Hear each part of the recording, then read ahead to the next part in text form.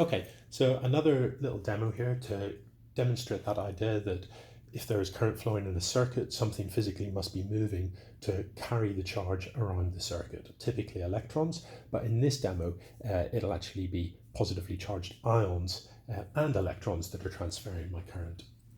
So similar setup to the ping pong ball in as much as I've got a 10 kilovolt supply, multimeter setup, some microammeter, and two parallel plates. This time I'm going to light a candle between the two plates. The candle flame contains ionized gas and free electrons. It's quite high temperature, so I'll have gases in the flame that are very, very hot. It is the recombination of those positive ions and electrons that gives out a substantial amount of the light from the flame, as well as just the high temperature. So let's just light the candle and we'll see if we can get this to work. So there's my flame. Best to do this away from a draft so that the flame is nice and vertical.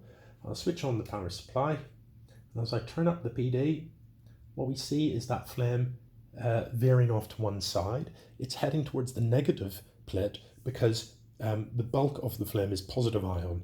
If you think for every positive ion there is a free electron, but obviously the electrons themselves are tiny compared to the mass of those positive ions, so the bulk of the flame is the positive ions, and that's what we see moving towards this negative plate. You can see I've got a reasonable current flowing, and it is directly proportional to the sort of PD that I apply. This will work with you don't need a 10 kilovolt supply for this. As you can see, that's about 4,000. If you've got a 5 kV supply in school, that'll be more than enough for this demo to work. Turn this up high enough, I might actually be able to blow the candle out.